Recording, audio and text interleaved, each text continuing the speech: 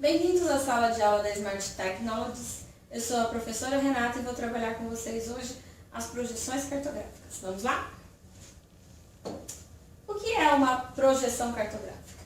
É a representação de uma superfície esférica, no caso a Terra, num plano, no caso o mapa. Então a gente vai ter aqui a Terra e o mapa. Ou seja, a gente vai utilizar o sistema plano de meridianos e paralelos sobre os quais a gente vai desenhar um mapa.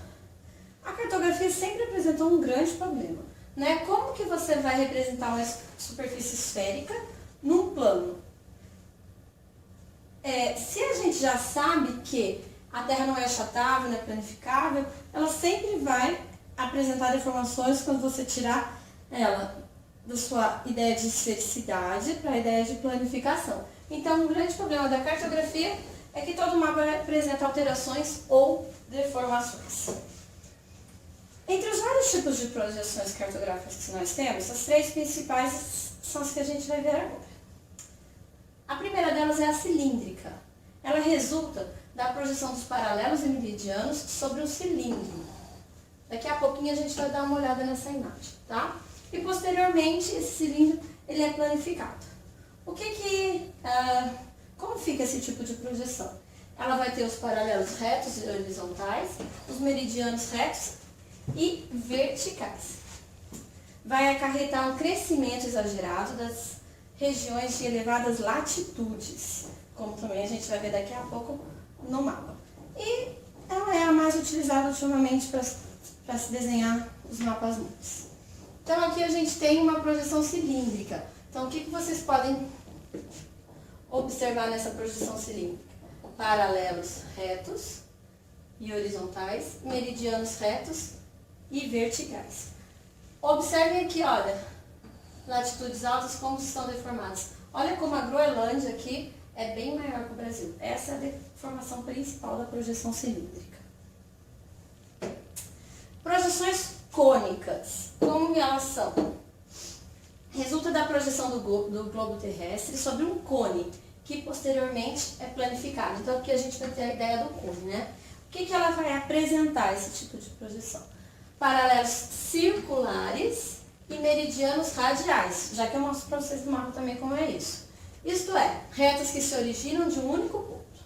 É usado principalmente para a representação de países de latitudes intermediárias, nem muito altas nem muito baixas, embora possa ser utilizado em outras latitudes. Então aqui, olha, a gente tem uma projeção cônica. Olha os paralelos. Deixa eu mudar aqui um pouquinho de caneta para ficar melhor. Circulares, os paralelos, e os meridianos como se estivessem saindo de um único ponto.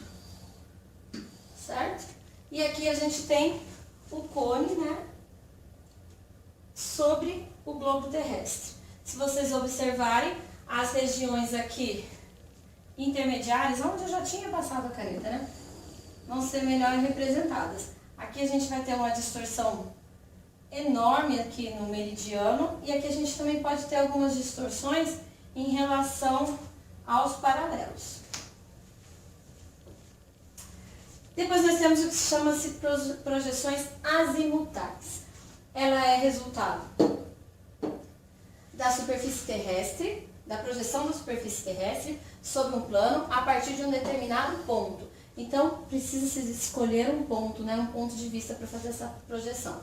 Três tipos de ponto no geral: a polar, a equatorial ou a oblíqua. Aqui a gente vai dar uma olhadinha na polar.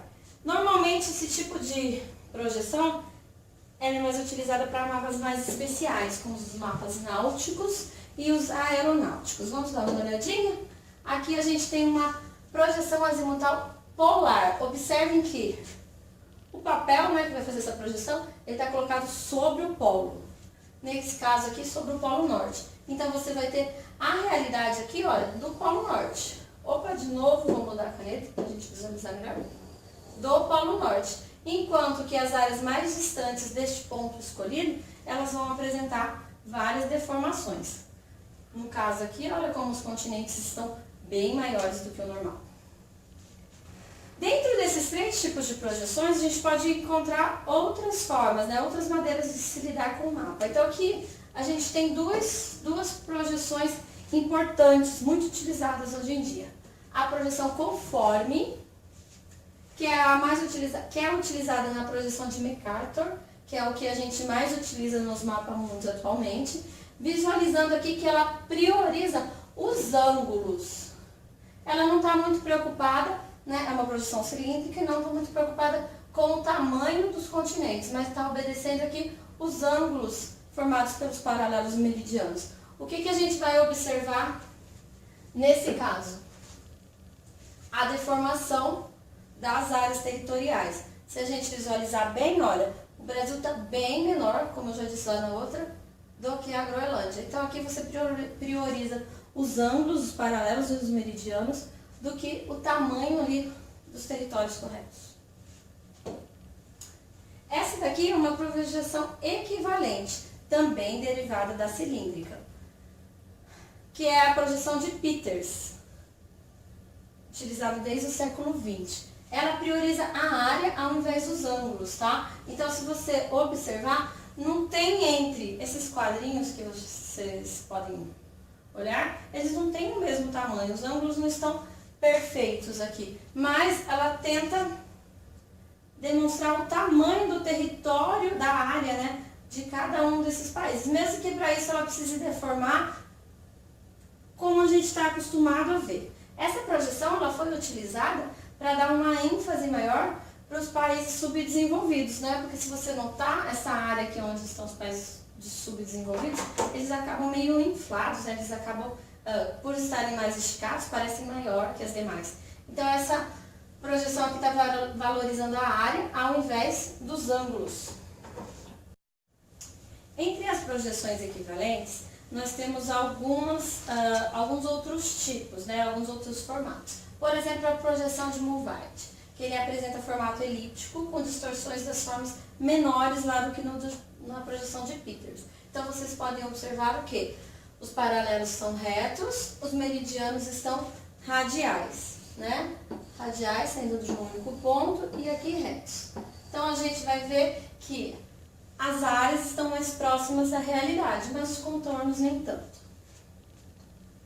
Outro tipo aqui de projeção equivalente é a projeção de Guth, também conhecida como projeção interrompida, mostrando a equivalência entre as áreas continentais e as áreas oceânicas. Mas, de novo, falando, não respeitando o contorno, as formas, respeitando mais a área total. Para finalizar, nós temos uma projeção chamada de equidistante, que prioriza a distância entre as áreas.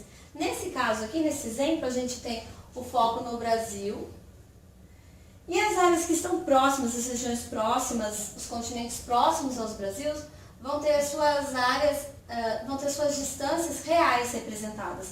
Enquanto as áreas mais distantes, aqui, as latitudes mais distantes, as distâncias não serão as reais, né? Elas serão modificadas, deformadas de alguma forma. Para finalizar a nossa aula, eu trouxe para vocês um exercício do Enem, para a gente ver como as projeções são cobradas. Existem diferentes formas de representação plana da superfície da Terra, o planisfério. Os planisférios de MacArthur e de Peters são atualmente os mais utilizados. Então aqui a gente tem o planisfério de MacArthur e aqui a gente tem o de Peters. Apesar de usarem projeções respectivamente conforme, né, o de MacArthur, e equivalente, que é o planisfério de Peters, ambas utilizam como base da projeção um modelo.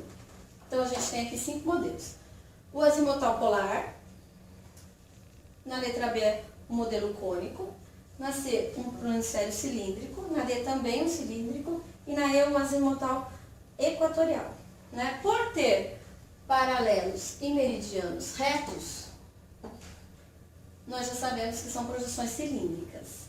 E daí visualizando lá, né, estudando o que a gente, relembrando o que a gente já estudou, a gente vê que essas projeções são tiradas de leste para oeste e as deformações acabam aparecendo no norte e no sul.